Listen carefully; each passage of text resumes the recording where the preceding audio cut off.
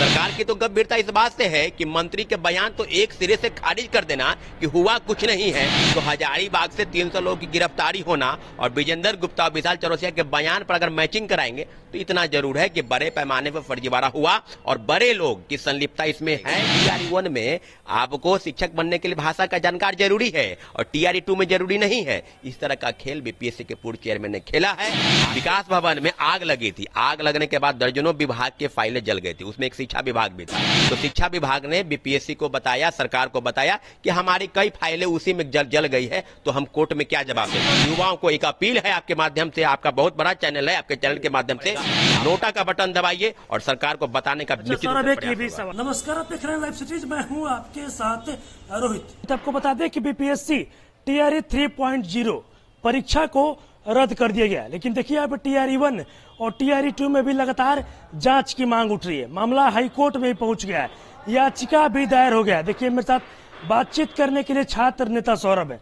आप लोग याचिका दायर किए, कहां तक मामला पहुंचा? सबसे पहले आपको धन्यवाद रोहित जी। निश्चित रूप से आपके चैनल के माध्यम से सरकार की गंभीरता पर सवाल है और जो जांच है, आर्थिक अपराध इकाई ने तीसरे फेज की बहाली पर जो भंडाफोड़ किया, दोनों आरोपी विशाल गुप्ता और चौरसिया, विजेंद्र गुप्ता और विशाल चौरसिया, दोनों आरोपियों के जवाब के बाद ये बात तय हो गया कि TRE-1 से लेकर TRE-2 तक जो आरोपी को जवाब के बाद ये बात सिद्ध हो गया कि प्रिंटिंग प्रेस में छपने से पहले क्वेश्चन इन लोग के पास पहुंच गया था और सेटिंग गेटिंग के तहत देश के तमाम राज्यों के साथ सरगनाओं के साथ मिलकर इन्होंने पेपर लीक करा दिया है। तो अब जो कोर्ट केस की बात है, याचिका दायर हो चुका है। मुझे लगता है कि एक सप्ताह के अंदर जो हम लोगों को सब कुछ जो कोर्ट की प्रक्रिया में है हम लोग चले जाएंगे। और इतना जरूर है कि TRE-1 में जो दर्जनों याचिका दायर हुई, कंप्यूटर साइंस के मामले पर भी सुनवाई हो चुकी है, 4 सप्ताह का समय बीपीएससी की ओर सरकार को दिया गया। उर्दू वाले मामले में सुनवाई हो चुकी है। 1 to 5 में यानी PRT में भी सुनवाई होने की संभावना इसी सप्ताह है। तो अब जो बातें ये खुलकर सामने आ रही है कि आपने आर्थिक अपराध इकाई की रिपोर्ट पर पूरा भरोसा है शिक्षक अभ्यर्थियों पर, लेकिन आपकी कार्रवाई पर सरकार पर कितना करते हैं। सरकार की तो गंभीरता इस बात से है कि मंत्री के बयान तो एक सिरे से खारिज कर देना कि हुआ कुछ नहीं है, तो हजारीबाग से 300 लोगों की गिरफ्तारी होना और विजेंद्र गुप्ता और विशाल चौरसिया के बयान पर अगर मैचिंग कराएंगे तो इतना जरूर है कि बड़े पैमाने पर फर्जीवाड़ा हुआ और बड़े लोग की संलिप्तता इसमें है, उसकी भूमिका है। इसमें बिहार सरकार के कई मंत्रियों का भी नाम उसने इनडायरेक्ट रूप में कहा है। तो ये आर्थिक अपराध इकाई को चाहिए कि उस पर जांच के बिंदुओं पर अगर बड़े लोग इसमें शामिल हैं तो क्या मुख्यमंत्री जी के आदेश का इंतजार होना चाहिए। बिना मुख्यमंत्री जी के आदेश पर ये बात आगे तक कैसे बढ़ेगी। तो अब हम लोग बिल्कुल इंतजार कर रहे हैं कि आर्थिक अपराध इकाई ने कहा था कि बीपीएससी से प्रश्न पूछा गया है, उसका जवाब अभी तक शायद नहीं मिला है।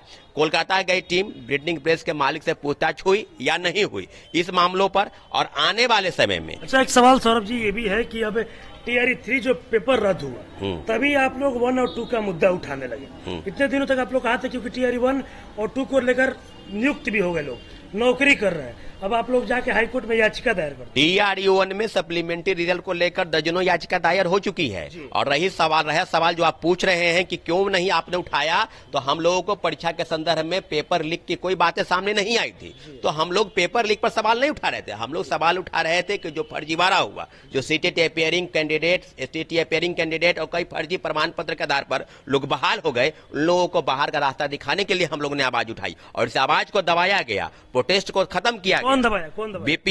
बीपीएससी ने धारा 144 लागू थी कि हम परीक्षा का रिजल्ट का प्रकाशन की तैयारी कर रहे हैं और दीवार करेंगे। अगर कोई प्रोटेस्ट करेगा, कोई छात्र नेता प्रोटेस्ट करेगा, कोई शिक्षक अभ्यर्थी प्रोटेस्ट करेगा, उसके साथ उसका नाम, रोल नंबर, क्रमांक सहित उस पर कार्रवाई की बात होती थी। तो आज हम पुनः करते हैं वही ट्विटर बॉय हम कहते हैं उनको। हम शुरू से किसको ट्विटर बॉय? पूर्व चेयरमैन आदरणीय के साथ बोलते थे, लेकिन पूर्व चेयरमैन अतुल प्रसाद को हम ट्विटर बॉय इसलिए कहते हैं कि देखिए इनका खेल कितना निराला है कि कभी चांद पर जमीन नहीं खरीदे तो लो सेटर, आप क्वेश्चन को पहले ले लो, लेकिन इतना जरूर है कि लीक नहीं करना। खेल तो खेलेंगे ही, लीक नहीं करना। मौसम खराब होने के कारण परीक्षा केंद्र पर बैठे परीक्षार्थियों का पेपर 3 घंटा के बाद लिया गया। क्यों? क्योंकि जीएस में रटवाया गया और हिंदी, उर्दू, अंग्रेजी के प्रश्न पत्र रटवाया नहीं गया था, तो वहां पर 0 कर दिया गया। TRE-1 में आपको शिक्षक बनने के लिए भाषा का जानकार जरूरी है और TRE-2 में जरूरी नहीं है। इस तरह का खेल बीपीएससी के पूर्व चेयरमैन ने खेला है। आपके बिना दस्तखत के, आपके बिना सिग्नेचर के प्रिंटिंग प्रेस जो ब्लैक लिस्टेड कंपनी है, 64वीं से लेकर 29वीं तक पेपर सिविल सेवा के और तीनों फेज के बहाली के प्रश्न पत्र उसी सिक्योर कंपनी प्राइवेट लिमिटेड जो कोलकाता में कंपनी है उसको क्यों दिया गया, इसका जवाब आर्थिक अपराध किसको अतुल प्रसाद से पूछे। लेकिन अब क्या है, घोर मट्ठा करना है, ट्वीट करके आप फरार हो जाना है। निश्चित रूप से दोनों अधिकारियों की संलिप्तता पर जांच होनी चाहिए। ये टीआरई कौन दोनों अधिकारी? पूर्व चेयरमैन बीपीएससी अतुल प्रसाद और शिक्षा विभाग के अपर मुख्य सचिव के पाठक, इन दोनों अधिकारियों की मिली भगत का ही परिणाम है कि बड़े पैमाने पर फर्जीवाड़ा का खेल हुआ। मतलब दोनों लोग मिलकर 1 और 2 में खूब हुआ। और एक बात और बता दें कि उत्तर प्रदेश के आप किसी भी विद्यालय में जाइएगा 1 to 5 से लेकर 11 12 तक, उत्तर प्रदेश के लोगों की संख्या शिक्षकों की ज्यादा है। और ये दोनों व्यक्ति के पाठक और अतुल प्रसाद उत्तर प्रदेश के निवासी हैं। तो हम लोग अब ये मान के चले हैं कि जो पेपर लीक हुआ उसमें बीपीएससी और शिक्षा विभाग के बिना संलिप्तता के और बिना बड़े लोगों की भूमिका पर इस तरह की चीजें नहीं। न्यायालय आप लोग गए हैं, न्यायालय का दरवाजा खटखटा रहे हैं, क्या लगता है न्यायालय से आप लोगों को राहत मिलेगी? जरूर राहत मिलेगी। आपको याद होगा कि 3 दिन पहले छठे चरण की बहाली को लेकर 1,20,000 शिक्षक बहाली जो बहाल हो चुके हैं, उनके प्रमाण पत्र फर्जी तरीके से वो बहाल हो चुके हैं। याचिका दायर हुई दीनू कुमार जो लॉयर हैं, उनके द्वारा ये कहा गया है और सरकार की तरफ से कि अगर जांच आप नहीं करवा रहे, इसके पहले याद होगा किसमें 1 में या 2 में? सब में। छठे चरण में जो बहाल हुए हैं, छठे चरण, ये 7वें चरण की बहाली की बात आपको कर रहे हैं। इसके पहले जो बातें थी तो बीपीएससी की तरफ से पहले हलफनामा दिया गया कि फोल्डर गायब हो गया। आपको याद होगा कि विकास भवन में आग लगी थी। आग लगने के बाद दर्जनों विभाग के फाइलें जल गई थी, उसमें एक शिक्षा विभाग भी था। तो शिक्षा विभाग ने बीपीएससी को बताया, सरकार को बताया कि हमारी कई फाइलें उसी में जल गई है, तो हम कोर्ट में क्या जवाब देंगे। मतलब छठे चरण में जो तो यही बात है ना कि माननीय उच्च न्यायालय ने स्पष्ट रूप से कहा है कि छठे चरण में 1,20,000 लोगों की जो बहाली की जो संदर्भ में जो चीजें हैं उसकी दोबारा जांच कर ले। और वही बात टीआरई 1 से लेकर टीआरई 2 तक जो फर्जीवाड़े तरीके से बहाल हो गए हैं उस सब के नाम पर कई 10,000 लोगों ने डॉक्यूमेंट का वेरिफिकेशन नहीं कराया। दरभंगा से लोग फरार चल रहे हैं, पटना से कोई जिला बाकी नहीं है। तो यही तो बात हमारे शिक्षक अभ्यर्थी कर रहे हैं। उम्र खत्म हो गया और आप 3 बार परीक्षा में बैठने की बाध्यता ले, लगातार सप्लीमेंट्री रिजल्ट के नाम पर प्रोटेस्ट हुआ, एज रिलैक्सेशन के नाम पर प्रोटेस्ट हुआ। अभी भी प्रोटेस्ट हो रहा है? बिल्कुल हो रहा है, 2.0 में बिल्कुल हो रहा है। आपको याद होगा कि हम लोग कभी भाजपा कार्यालय, कभी जदयू कार्यालय, कभी भाजपा कार्यालय, कभी जदयू कार्यालय, कभी शिक्षा मंत्री का घेराव, कभी बीपीएससी के पास, कभी गांधी मूर्ति, तो कभी कहीं कुछ।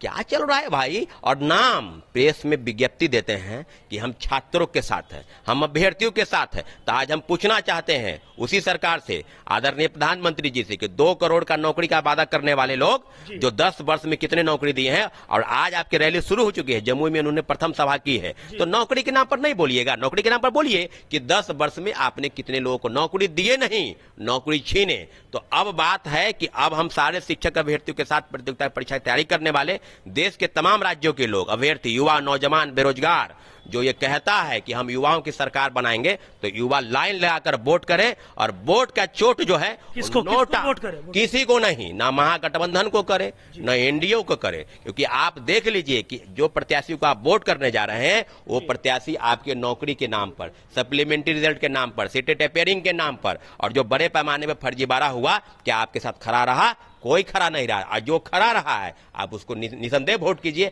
अगर आप नहीं करते हैं वोट तो ये आपके लिए है, लेकिन इतना जरूर है कि युवाओं को एक अपील है आपके माध्यम से, आपका बहुत बड़ा चैनल है, आपके चैनल के माध्यम से, कि आप खड़ा हो जाइए लाइन में और जाइए सीधे, कुछ मत देखिए, न कमल देखिए, न लालटेन, न तीर देखिए, और जाइए सीधे नोटा पर बटन दबाइए और बताइए कि आपके लोकतांत्रिक तरीके से जो चुनाव आप कराना चाहते हैं उस पर पूरा भरोसा हम करते हैं। लेकिन भरोसा हम इस बात से करते हैं कि हम वोट देंगे, लेकिन आपको नहीं देंगे। हम चुनाव आयोग को बताना चाहते हैं कि आपकी सरकार जो आप 5 साल में चुनाव कराते हैं, और 5 साल से 10 साल और 10 साल से 20 साल और आज 35-40 साल उम्र बीत गया, लोगों को नौकरी नहीं मिली, बड़े पैमाने पर फर्जीवाड़ा करके सरकार जो बहाली निकालती है, पैसे का खेल करके जो लोगों को बहाल करती है, उस बात पर आपको जवाब देना पड़ेगा। नोटा का बटन दबाइए और सरकार को बताने का ये भी सवाल है, टीआरई 3.0 का जांच कहां तक पहुंचा? आर्थिक अपराध इकाई की जांच बिल्कुल सही दिशा में काम कर रही है। आने वाले समय में आर्थिक अपराध इकाई के हम लोग इंतजार कर रहे हैं, जैसे ही रिपोर्ट आता है आपको अपडेट करा देंगे। लेकिन इतना जरूर है कि अगर आर्थिक अपराध इकाई को लगता है कि इस मामले में किसी मंत्री की भूमिका है, कई बहुत बड़ा कोचिंग इंस्टीट्यूट की भूमिका पर अगर असर पड़ रहा है, तो मुख्यमंत्री जी से आप एक साथ ले लीजिए, आप उसका खुला चुनौती। मुख्यमंत्री जी अगर आदेश देते हैं तो कोई नहीं बच पाएगा, दूध का दूध और पानी का पानी हो जाएगा। लेकिन सवाल है कि 67वें पेपर लीक में अगर इस तरह के कांड हुआ, उसको ठंडे बस्ते में डाल दिया गया, तो हम लोग फिर आशंकित हैं कि क्या उसी तरह का मामला हो जाएगा। लेकिन इतना जरूर है कि आर्थिक अपराध इकाई बेहतर काम कर रही है। अगर पेपर लीक में मुख्य आरोपी नहीं पकड़े गए, मुख्य सरगना नहीं पकड़े, छोटे छोटे मछली को पकड़ के मामले को रफा दफा कर दिया गया, तो पुनः आपको हम बताते हैं कि हम लोग सड़क पर उतरने के लिए तैयार हैं और लाठी खाने के लिए सरकार किसी की भी हो, महागठबंधन की हो चाहे एनडीए की हो, हम लोग लाठी खाने के लिए कंधा मजबूत करके बैठे हैं कि आपके बात पर भरोसा नहीं है, आप लाठी तैयार करें, हम लोग अपना कंधा। चलिए, एक मेरा सवाल अब आखिरी होगा, जब छठे चरण में जो बहाल हुए हैं उनकी फिर से जांच होगी? बिल्कुल बिल्कुल जांच होगी। माननीय उच्च न्यायालय ने स्पष्ट तौर पर कहा है, माननीय मुख्य न्यायाधीश के बेंच में, कि आने वाले समय में छठे चरण में 1,20,000 कुछ छात्रों की दोबारा फिजिकल डॉक्यूमेंट का वेरिफिकेशन करना है। रंजीत पंडित वर्सेस गवर्नमेंट ऑफ बिहार के मामले में दीनू सर की तरफ से जो याचिका दायर की गई थी, सारे मामलों की सुनवाई हो रही है और निश्चित रूप से सप्लीमेंट्री रिजल्ट पर भी सुनवाई हो रही है। TRA-2 पर भी याचिका दायर हो गई है। सब मामलों पर सरकार को जवाब देना होगा कि आपने इस तरह से जो गफलतबाजी किया, जो भ्रष्टाचार का नंगा नाच किया, उस पर जवाब आप नहीं दीजिएगा, कोर्ट में आपको जवाब देना पड़ेगा। 1 to 1 सारे मामलों की सुनवाई हो रही है। चलिए, तभी आपने देखा मेरे साथ छात्र नेता सौरभ थे। आपको बता दें कि छठे चरण की बहाली को लेकर इन्होंने एक बड़ा खुलासा किया है और साफ साफ कह रहे हैं कि छठे चरण में जो शिक्षक नियुक्त हुए हैं, जो नौकरी कर रहे हैं, हाईकोर्ट से फैसला आ गया है, उनका नौकरी जाना तय है। फिर से डॉक्यूमेंट वेरिफिकेशन होगा और साथ ही साथ जिस तरीके से TRE-1 और TRE-2 को लेकर मामला हाईकोर्ट में पहुंचा है, इसको लेकर भी उन्होंने स्पष्ट कर दिया है कि शिक्षक अभ्यर्थियों को कोर्ट से राहत मिलेगी, कोर्ट से जीत मिलेगी। और साथ ही साथ इन्होंने कह दिया कि अगर TRE 3.0 का अच्छे तरीके से जांच नहीं होता है तो फिर हम लोग लाठी खाने के लिए भी तैयार है। और साथ ही साथ अतुल प्रसाद और के पाठक को लेकर भी तमाम शिक्षक अभ्यर्थियों में और नेताओं में काफी आक्रोश भी देखने को मिल रहा है। बस इसी तरह की तमाम खबरों के साथ मेरे साथ जुड़े रहें।